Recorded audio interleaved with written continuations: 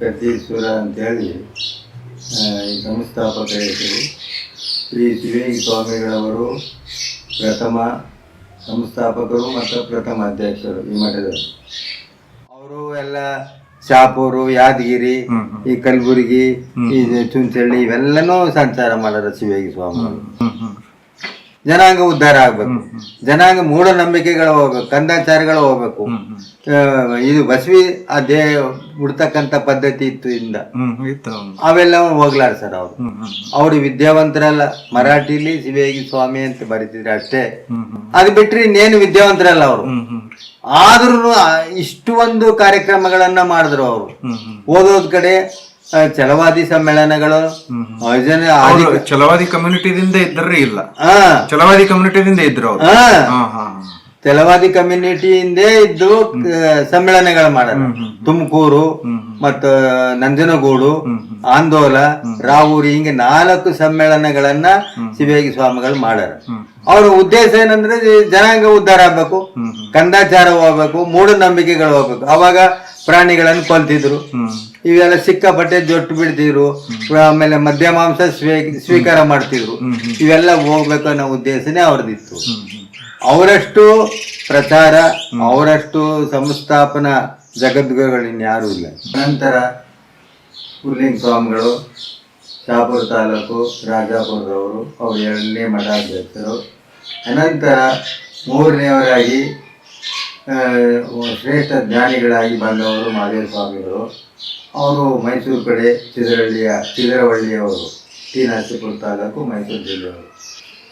ಈ ಮಠಕ್ಕೆಲ್ಲ ಏನಪ್ಪ ಅಂತಂದ್ರೆ ಎಲ್ಲ ಮಠಗಳಿಗೂ ಸಾಧಾರಣವಾಗಿ ಆಸ್ತಿ ಪಾಸ್ತಿಗಳನ್ನು ಶಿವೇಗಿ ಸ್ವಾಮಿಗಳು ಮಾಡಿದ್ದಾರೆ.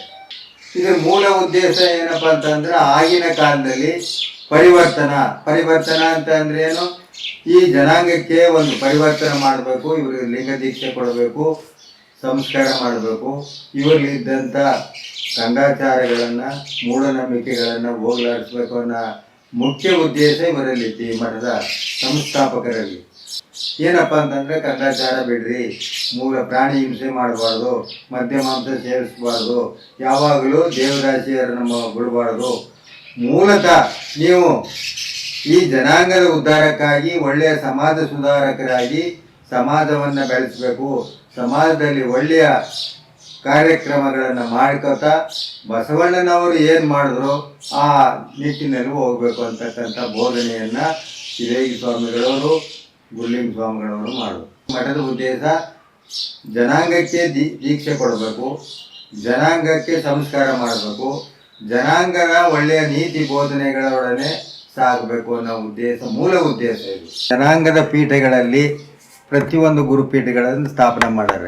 ಯಾರು ಚಿತ್ರದುರ್ಗದ ಡಾಕ್ಟರ್ ಶಿವಮೂರ್ತಿ ಶರಣರು, ಮಹಾಶರಣರು ಮಾಡಿದ್ದಾರೆ. ಅವ್ರ ಉದ್ದೇಶ ಏನಪ್ಪ ಅಂತಂದರೆ ಪ್ರತಿಯೊಂದು ಜಾತಿಗೆ ಒಂದು ಪೀಠ ಇರಬೇಕು, ಗುರುಪೀಠಗಳು. ಅದರ ಮುಖಾಂತರವಾಗಿ ಅವರವರ ಜಾತಿ ಗೋತ್ರ ಮತಗಳನ್ನು ಉದ್ಧಾರ ಮಾಡಿಕೊಳ್ಬೇಕು ಅನ್ನೋ ಉದ್ದೇಶದಿಂದ ಆ ಸ್ವಾಮಿಗಳು, ಆ ಮಹಾಶರಣರು ಮಾಡಿದ್ದಾರೆ.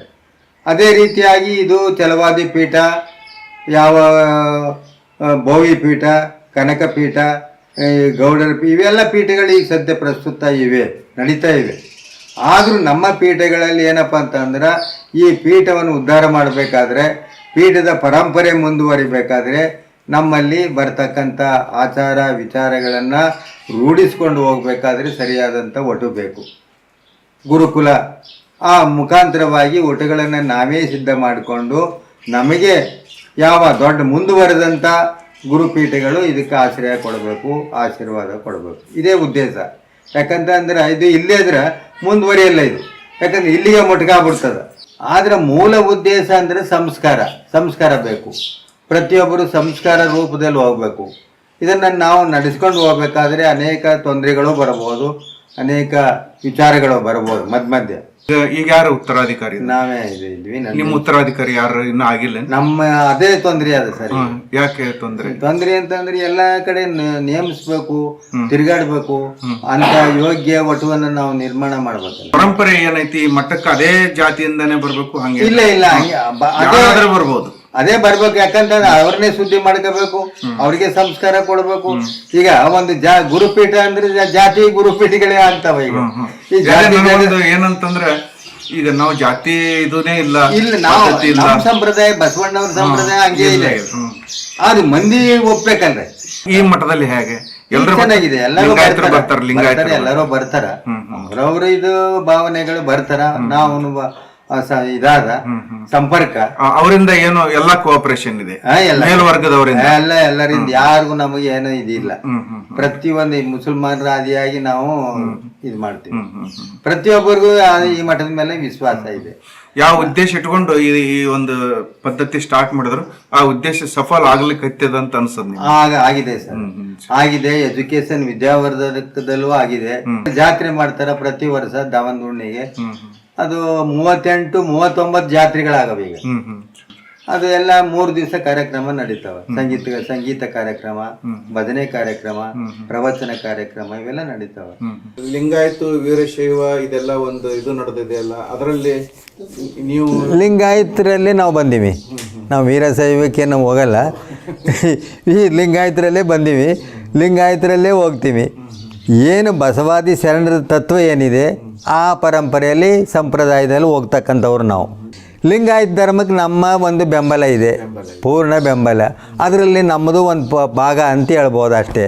ಆದರೆ ವೀರಶೈವ ಸಿದ್ಧಾಂತ ಏನಿದೆ ಅಂದರೆ ಅವ್ರ ಮೂಢನಂಬಿಕೆಗಳು, ಕಂದಾಚಾರಗಳು ಎಲ್ಲನೂ ನಂಬ್ತಾರೆ. ಅವರು ವೈದಿಕರು ಅವರು. ಆದರೆ ಅದನ್ನು ನಾವು ಅಳವಡಿಸ್ಕೊಳ್ಳೋಕ್ಕಾಗಲ್ಲ. ಬಸವ ಮತ್ತು ಬಸವಾದಿ ಶರಣರ ತತ್ವ. ನಿಮ್ಮ ಒಂದು ಸ್ವಪ್ನ ಏನು?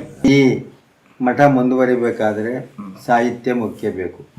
ಸಾಹಿತ್ಯದ ಮುಖಾಂತರವಾಗಿ ಉರ್ಲಿಂಗ ಪೆದ್ದಿ ಪರಂಪರೆ ಮುಂದುವರಿಬೇಕು. ಆ ಪರಂಪರೆಯಲ್ಲಿ ಬರ್ತಕ್ಕಂಥ ಎಲ್ಲ ಭಕ್ತರು, ಶಿಷ್ಯರು, ಸ್ವಾಮಿಗಳು, ಮಠಾಧಿಪತಿಗಳು ಎಲ್ಲರದ್ದು ಅಲ್ಲಿ ಆಗಬೇಕು.